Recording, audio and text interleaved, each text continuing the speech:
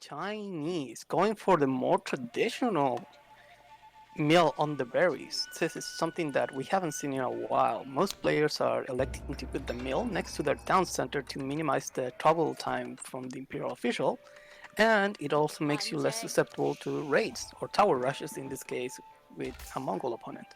Yeah, Anotand going for some quick drop-offs on a straggler next to the gird. Didn't want to wait for any sort of walking time. Wanted to get this wood as fast as possible. With one single tree, 150 wood, it's enough exactly for what you need until you transition off anyways. So really, really good job. As I see this, some players do this, and thinking about it, it makes a ton of sense. Going ahead and dropping that barracks, and now villagers going over, getting closer to the town center for some more efficient stuff. And the Gur can roll over to the gold as it will be and be prepped and ready for whenever Anotand wants to try to get up to feudal. Indeed. Now we'll see what is Anotand. Well, he's obviously going for the tower rush with the barracks, like you said. But the wonder is, whoa! Oh no! Sort of. Oh no! Oh, that's a feels bad. That finished building too. That was all the way finished. He's gonna now have to grab straggler tree to grab the lumber camp. Yeah, that's a. He also didn't go village opening either, which a lot of people will go with at times. But yeah, huge feels bad. Not only that, I'm not too sure if this house is out of range of the town center. And if it definitely is out of range. Yeah, so that's another building that can be burnt down by Anotand if this tower rush becomes successful, or if there's no reaction. And as we just saw, he's gonna have to drop this Barbican potentially in a spot he might not have to not be the best spot, or he might just go with the classic greed build, and it could be punished very, very hard. We'll see what SortOf is going to do now, because that doesn't seem like much, but 50 wood in the very first community, it's such a massive investment. Also, I don't like this either. Just go to the straggler now, so it's quicker. It's already chopped down, because him chopping down the tree takes oh, now he switches and realizes. Oh, SortOf just seems a little rattled starting this game, but the outpost rush is coming in. The first two spears are already there. The Imperial Academy is what is being chosen to be the first build, and it's the house immediately being burnt. Anotand realizes, he's like, wow, this house is out of position and very bad. And if you think about it, the house was originally meant to be where the mining camp was, which would have been protected. House going down means SortOf will get housed. He needs to get as much wood as fast as he possibly can, which changes up the build, delays everything, and this is a game of seconds. Yeah, this is definitely a game of seconds, and also really, really important, Anotand is going to get 100 resources from both of these buildings. Oh, he needs to be careful with his spearman though. Yeah, I mean, he can't get that house for free. He just needs to reposition a little bit himself, but yeah, this is 100 resources he's gonna get for absolutely free. And forcing reactions, forcing more resources down. I'm actually surprised. Oh, yeah, never mind. Mining camp can be taken down in a second. New age begins. Archery range is usually the reaction with a quick build, but there's no wood. Not because wood. Guess why? Because he's housed. He's 18 out of 10. Even if he has an archery range, he can't build anything. Luckily, villages are an ability by Chinese, but that village is out of range. Thank God that he will be able to start dropping military in just a little bit, but there's an outpost going on the other side of the wood line. If wood gets denied, we're talking how big of a struggle wood is right now. He might only be able to drop the range and not get any ranged units out. Yeah, this is a nightmare to be a SortOf, because Anotand is doing exactly Villager what he's... pulled. Oh, villagers get pulled. pulled. Anotand's not there, not ready. Yeah, Outpost has been canceled. But a lot of villager idle time. If that outpost came up, that's absolutely game over, because he denies the safe wood, and then he just needs one more outpost on the other wood, and sort of would have been completely out of wood resources and without being able to go out of the map because he doesn't have any wood behind his base. Yep. One single archer has popped out. Khan trying to get vision. Oh, he didn't get the signal arrow off and it got circled by the Vills. Huge job, because what Anotand wanted to do, signal arrow, upgrade the outpost, and then actually potentially deny some villagers. But, whew, not able to do so. That is a huge stabilizing point. Also, Anotand doesn't have vision of what's going on in SortOf's base, so SortOf moving over to the stone, getting a 2TC song play going down. But as I say that, I just mean 2TC play, as he does not have the resources for song until another drop-off or two from an Imperial official. Yeah, this is very, very greedy by SortOf. He know after that start, he lost basically 150 wood for giving 2 raid bounties to the Mongols, so he's severely behind on resources. So maybe going to TC is the correct choice. I am not sure. I think this is way too greedy and he should be looking into putting some pressure onto Anotand. But we'll see what he likes to do. Barbican going down next to that gold mine, and more importantly next to the deer. But I feel like this is one of those baits of a Barbican where you're like, oh yeah, no, it's protected 2 resources. I got gold and deer protected, and it's like, you kind of don't really protect either when you build it like this. It more could be for the vision, and more could be just for the kind of positioning point to just know anything coming from this southern side of his base. Yeah, this Barbican is acting more like a wall than just a tower. It's just there to provide vision and prevent piece of opponent from running through this side of the map, but he still has the complete other flank open. Scout circling around for SortOf, trying to see what's going on in Anotand's base. Sees the 1-1-1. You don't really know how to counter that, but 2 horsemen are chasing down that scout, hopefully to deny vision. And Anotand builds a market all the way in the northern corner, sets up his silver tree all the way in the southeastern side. This return is going to be huge. So much greed, but he can be greedy. China is on archers and spears right now, and Anotand has the mobility, has double production out of all 3 production buildings if needed once this stone builds up just a little bit, so he can transition super easily with double production, and is up 11-3 on the 11-3 on the military count, and it's about to be 11-2 if he can pick up the scout.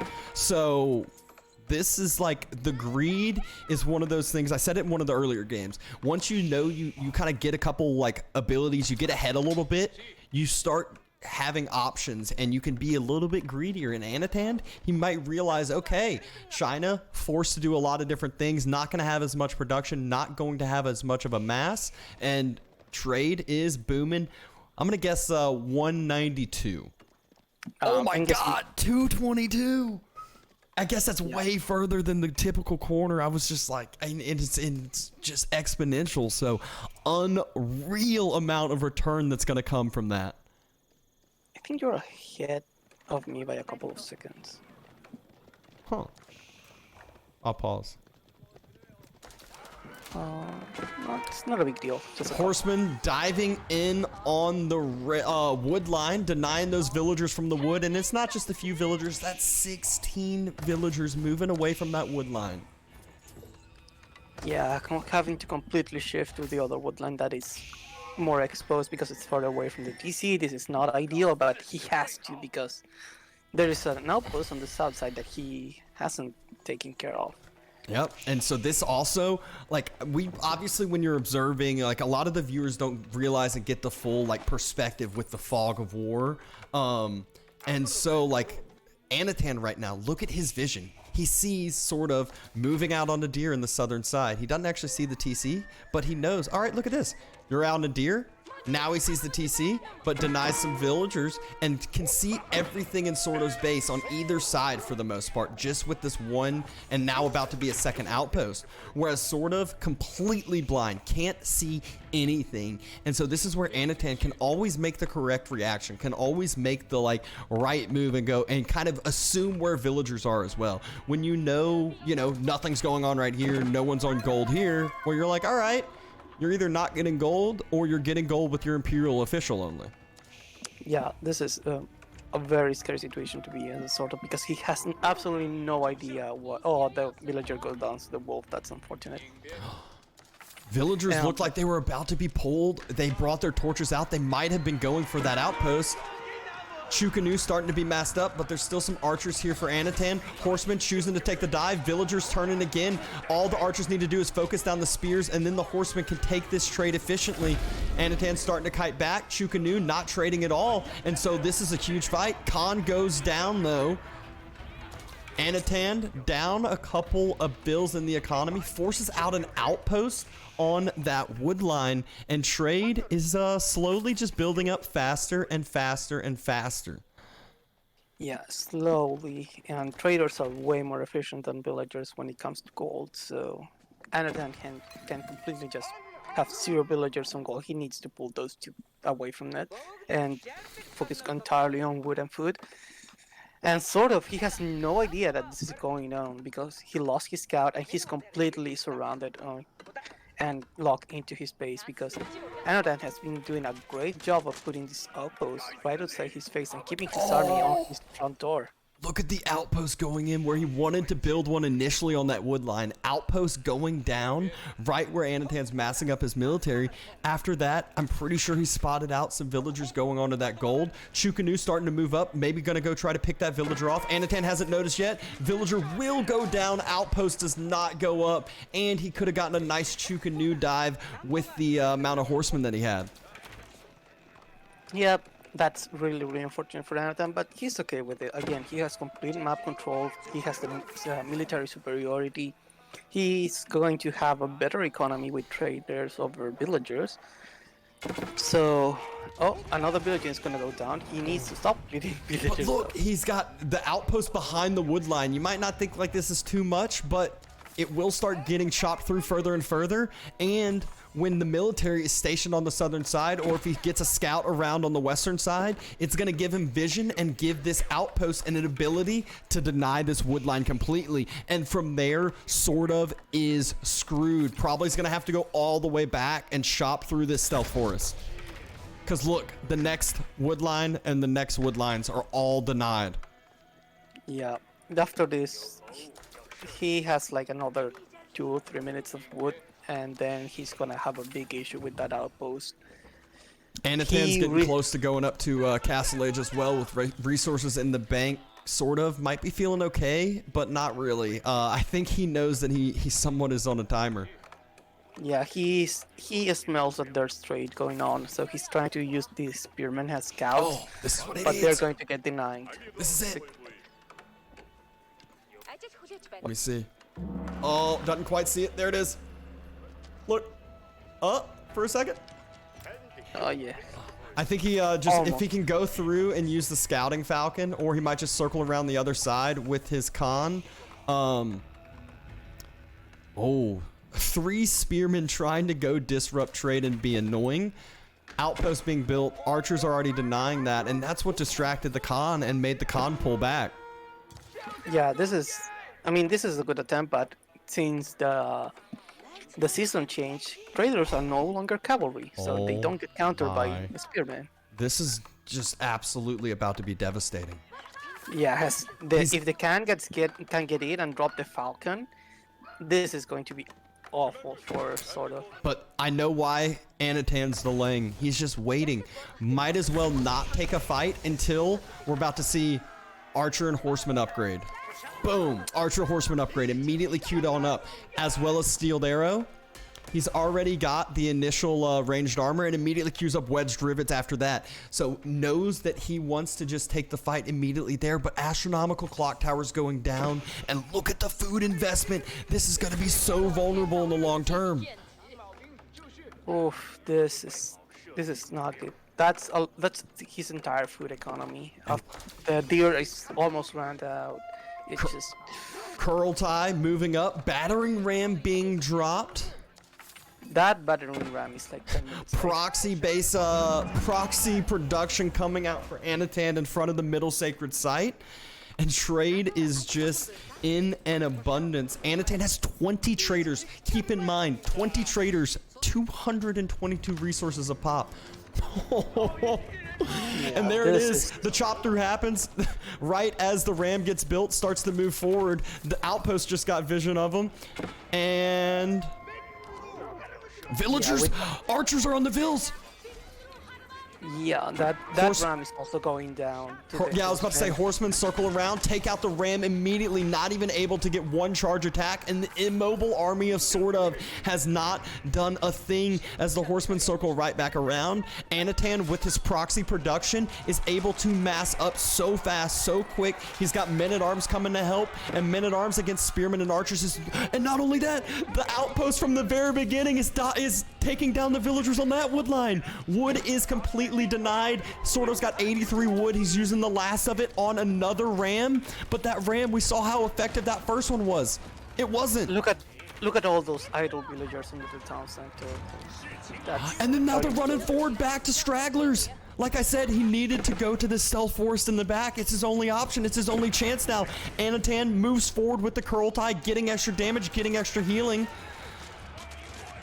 Spearmen trying to move forward, burning down the Kurultai, but look, they're just getting shredded by the archers. Chukanu trying to do what they can, but Anotand already got that extra ranged armor. The only thing that Anotand is missing is just one mangonel. One mangonel and this game is done.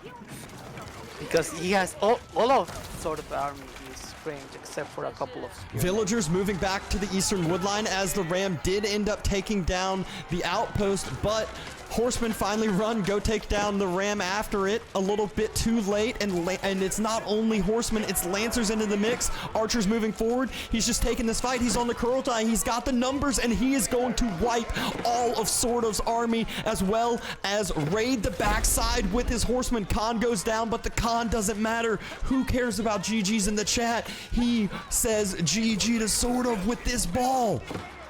This is just way too many archers to deal with at this point. SortOf. Yeah, Anotand just is completely going to overrun him. He has Ox up in the middle of the map. That's how confident he is, and he's just rallying on forward because he's absolutely rich. He has almost infinite food, almost infinite gold. He's just going for it.